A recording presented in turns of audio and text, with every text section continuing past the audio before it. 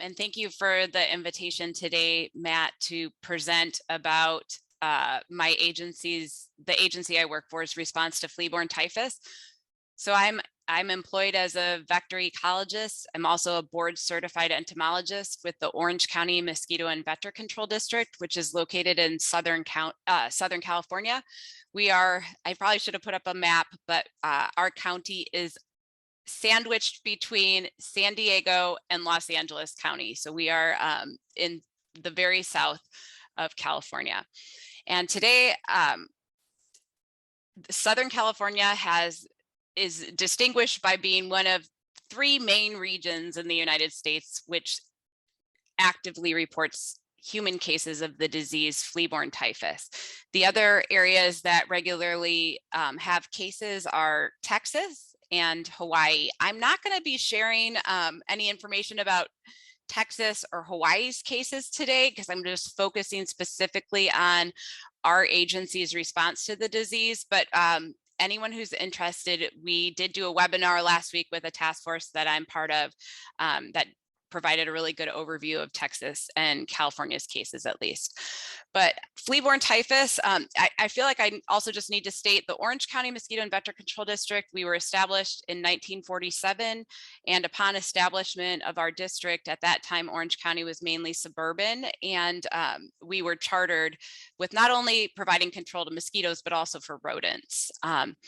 So the disease flea-borne typhus, there are 2 main transmission cycles that are recognized, at least in the United States. I should say there's a 3rd transmission cycle in Hawaii, which involves house mice and their fleas, which is not stated here. But I also want to point out, look at in the center of the slide, mongoose, skunks, house mice, raccoons, coyotes, ground squirrels, all been found to be carriers of infected fleas and may have a role as reservoir hosts. So these 2 cycles, the urban and suburban cycle, are just 2 examples of the cycle. So the urban cycle is the cycle that involves Norway rats and their fleas and the infectious agent Rickettsia typhi. And the suburban cycle is what we almost every single one of our cases here in Orange County is related to the suburban cycle, which involves cats, possums, cat fleas, and the bacteria Rickettsia typhi.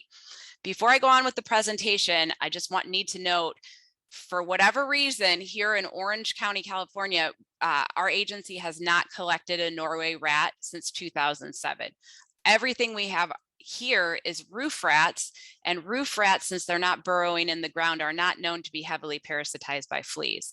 That's why they're not necessarily involved in the disease cycle of where I practice here in Orange County. But the urban cycle involving Norway rats and their fleas is what led to the outbreaks of typhus and the ongoing outbreak of typhus in Los Angeles County. So kind of to simplify both of these cycles, our agency's made this universal literature pamphlet. We have over 3 million residents here in Orange County, and many speak different languages. So we like to use this pictograph to explain it, which is typhus can be a serious illness. It's associated with animals in the backyard like possums, raccoons, skunks, feral cats, free roaming cats, and then also it can be associated with dogs, and fleas from the backyard wildlife get on the companion animals, and that's how people have majority of the exposure to it. 80% of our cases, 85% of our cases in Orange County own a pet at their residence when they become infected. So how do people prevent the disease? Well, the way to prevent the disease is to protect your pets from fleas. We have a very mild climate in Southern California. We have flea development occurring year-round in larval and adult stages. Also, the disease can be prevented by removing any food that wildlife may eat. And this is why the feral cat and the TNR movement is a problem in our county. They put out food for cats. We get these huge colonies of cats free ranging in neighborhoods and contributing to the flea load. And then eliminating places that animals can hide. Here in Orange County, we've had, I think we reported over like 250 cases of typhus since 2006. Previous to 2006, we had no cases, but 7 of the cases have been related to pest control operators who go under homes to remove dead animals. So we do see an occupational risk there. And then of course, protect yourself when picking up dead animals. A lot of people don't realize, and just to remind the group, that a flea is like a butterfly. It has a caterpillar like stage, a larva, a pupa, and an adult. And so when the larvae are not on the animal, so when an animal dies, the adult fleas hop off into the grass and wait for something else to come by and then hop on the new host. So as I mentioned, in Orange County, we had no cases of typhus reported to our agency from 1980 until 2006. And then in 2006, we had 3 cases reported to our agency. And then ever since 2006, we've had cases of typhus with an exposure in Orange County reported annually. And we kind of call an average year to be between 15 or 18 cases. This year, we've had over 20 cases reported to our agency so far. Another thing to note just about typhus is the cases occur year-round, although we do have normally for us in Southern California, our season peaks for all arthropods in September and October, and those are the months that we normally see the most cases of flea-borne typhus, with the exception of very rainy years. This year's a drought year so far, but in rainy years, when people bring their pets inside more often, we often can see transmission increase in the winter. And so our county is the northern part of our county is home to about 85% of our population. So we have a densely urban northern part of our county, and that is the area that reports the typhus cases almost primarily. And that has been over the last 25 years. And so we rarely see cases of this disease in our quote unquote suburban or natural areas abutting like a Cleveland National Forest. So and I'd also like to say our program has evolved a lot over the last 6 years. And so in responding to rodent-borne disease, our agency has to decide, what are we going to respond to? And so we currently have 4 responses. We respond to a human typhus case. We respond to a cluster of typhus cases. We respond to fleas in public spaces. And then we also, this is a new one for us, we added it to our response list this year, and we respond to positive detections of fleas infected with Rickettsia felis or Rickettsia typhi. And in order to respond to any rodent-borne disease, you've got to have some sort of establishment with your local health department. So as a mosquito and vector control agency, we do not receive case information directly from laboratories or hospitals. Those are all filtered to the Orange County Healthcare Agency. The Orange County Healthcare Agency, we have a memorandum of understanding with them. I'd be happy to share those with the group. We have 2 memorandums of understanding, one for the disease typhus and the 80s transmitted diseases of chikungunya, Zika, and dengue, which doesn't make sense why those are on one MOU. It's just how it is. And then our other MOU is for addressing other vector-borne diseases and West Nile virus. And so after the healthcare agency receives the human case, per our MOU, our employees are all trained on HIPAA. We then dispatch the case for a ecologic investigation. And if we find something, our agency, we only are responsible for fleas. We are not responsible for the host animal. So in California, we have a specific law which governs cats differently than other animals called the Hayden Act. So our agency does not respond to cats.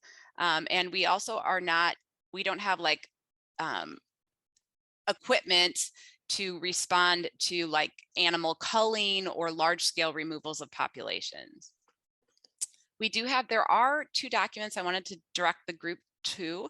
The first is the California Department of Public Health in 2019, and I was part of the group that wrote the document, has provided a document called Guidance for Flea-Borne Typhus Surveillance and Reporting in California. And if you visit the website and type in typhus, you can see what's recommended for case response there. And then our own agency, we have a integrated vector management plan. We have a abatement or vector reduction manual. And both of those documents outline our legal authority to conduct these case investigations. So although I said there's 4 situations that we respond to, the Flea-Borne Typhus program itself involves these 7 components. We have our IVM plan, and we update our responses more than annually, regularly. We have a Monday afternoon meeting here at our district where we discuss all of the cases that come in each week and change response plans. We also do surveillance for infectious agents. We have a microbiology laboratory here to test the fleas in animals. We also determine target areas for interventions based on the 4 responses. We notify our communities of the response and of the cases, since the majority of prevention lies on the animal owners. We also do outreach to our local animal care agencies and shelters. Here in Orange County, California, we have 19 animal care agencies, and I don't know what it's like where you guys practice, but animal care agencies are like the Wild West. There's no one that regulates them. They do what they want. It's really wild there. And so we have all sorts of different agencies here, but for the most part, they're sheltering agencies meant to protect animals, not remove them. And then we also provide distribution of topical flea control medications for pets in the target area, and then our agency will apply residual insecticides to control larval and adult fleas when properties meet certain criteria. So what I'm going to do next is describe the 4 responses that our agency has. And these tables, they're not necessarily, they're kind of verbose. They're our internal document, which I'm happy to share with anyone who's interested after the presentation. So as I mentioned, we have 4 responses, and our priority response, and this might not make sense, but quick reminder, we're receiving disease cases for typhus, dengue, chikungunya, Zika, West Nile, and St. Louis encephalitis every year. So we have a lot of disease cases coming in. And so anytime there's a human typhus case cluster, we respond to those first. And what we've done at our agency is we broke our response down to our operational groups. So we have an operations group, we have a laboratory group, and we have an administration and communication group. And so what you'll see is those responses here. So when these cases are received from our local healthcare agency, our operations supervisors coordinates response with input and assistance from vector ecologists, like my position. The inspection, we normally send 1 inspector out, could be 2 depending on the site. And so an inspection takes place of the known or exposure site.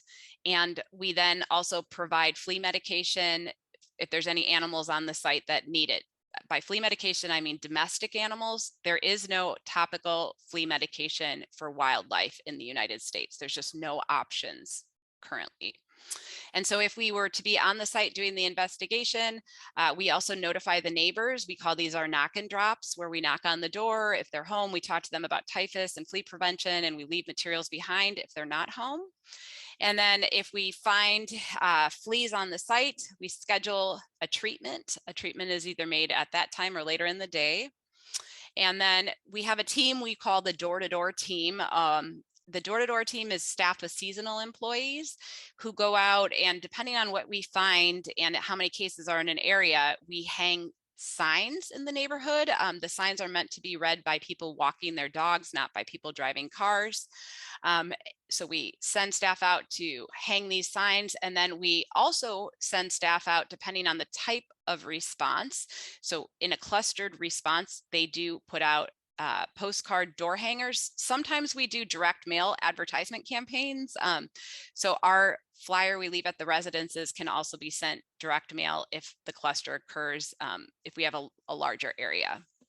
And then what's very important to our agency is communicating what we're finding in the field.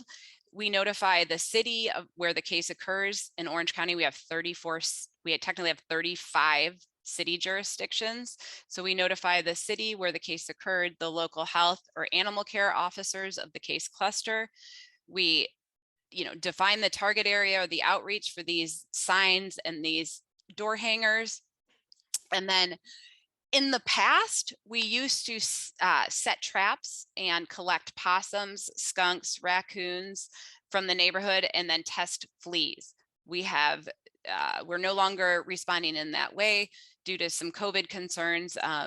and we have never collected cats.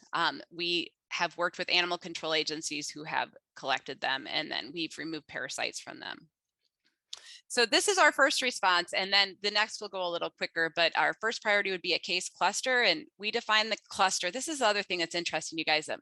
You get to define the cluster yourself. Most of the time, no one's telling you what a cluster is, so we've defined it as 2 or more cases within a half of a mile proximity that have occurred within a 6-month time period. Our second priority is responding to a single human typhus case. So for instance, our agency this week, we received reports of 4 typhus cases, 3 of them occurring in a cluster area, 1 of them occurring outside the cluster. So our operations supervisor would then address the cases associated with the cluster first, and then move to the single case second. One thing that's different between a cluster of cases and an individual case is the distance that we put out signs. Here in Orange County, we know the main animal associated with these cases are possums. They have smaller home ranges. We've determined, or we decided the home range we would set at 0.3 miles. And so this allows us to standardize our response and our mapping effort. And just like with a case cluster, we do notification to the surrounding community and also to the various jurisdictions in the area. And then our third priority would be responding to a positive flea detection. So this year we received a number of animals from local school districts that were burrowing underneath portable classrooms, and we we humanely euthanized the animal, removed the fleas, test them for typhus, and we started to find historically high amounts of typhi in the flea population. And so we then went out and we conducted, placed signs out around these schools. We conducted control as well. And this is the first year where we've ever responded to positive fleas in the absence of a human case. Then we also have a response for fleas in public spaces. This is because people go to a playground, a park, a school, somewhere that's public, and perhaps there's cat feeding that's occurring there, and you could have flea populations. So we will send inspectors or veterinary ecologists out to these sites to see if there's a flea problem at the site, collect the fleas, and if the fleas test positive, we will then continue a response. We don't have a response for if we go to a place that has fleas and none of them test positive. So our communications director, she uses, like I said, this notification process when we discuss the cases on Monday, where they send out notices to the city, the animal care agency, and then our agency's trustee from the area. And then next, we have to do the notification, as I mentioned, of the community in the target area. So this is just an example of some of our mapping on the right. The red circle indicates where we would like the teams to place out the signs. And then on the left is our new red sign. All of our signs are branded with the same coloration. I just didn't have a picture to show you of the signs hanging up. And if we're doing, our teams are going door to door. At our district, we do have 3 GIS specialists, so that's what makes this a little easier.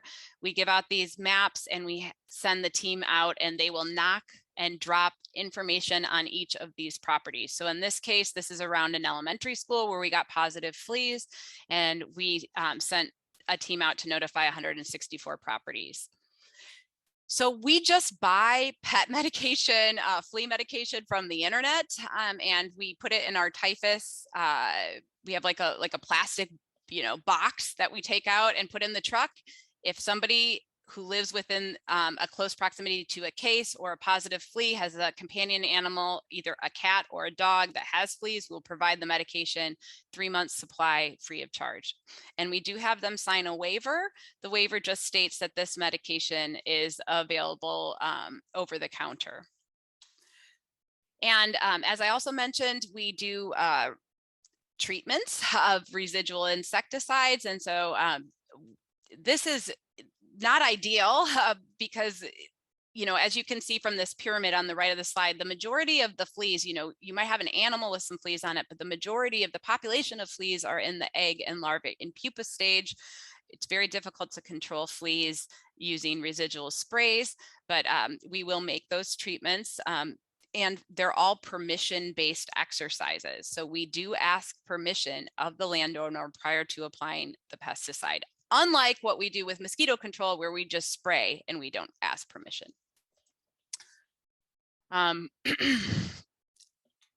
And then vertebrate pest management, there has to be some sort of vertebrate pest management. In this regard, this is a mobile home park and then a private neighborhood where there's just food everywhere, feeding feral cats. If you want to reduce the flea population in the long term, there has to be some sort of animal control, and that's enforcement of no feeding of wildlife, pet food management, and possibly even animal removal.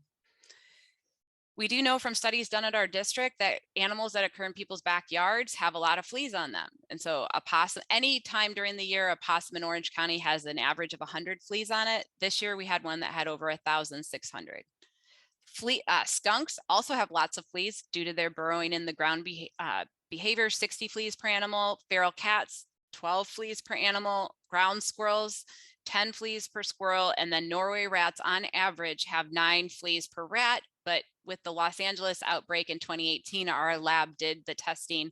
I personally removed 389 fleas from a Norway rat. So, there can be, depending on the population and how established it is, the flea population could be large. This is in and of itself why it's difficult to respond to typhus. We can't remove all these animals from the environment. There can be multiple hosts for these animals in the backyard. Our lab does testing for typhus. I'm going to kind of skip ahead. I don't want to take too long, but one thing I can say on average is that this year we are seeing a historical high for fleas testing positive for Rickettsia typhi. We have 11% of fleas testing positive for Rickettsia typhi.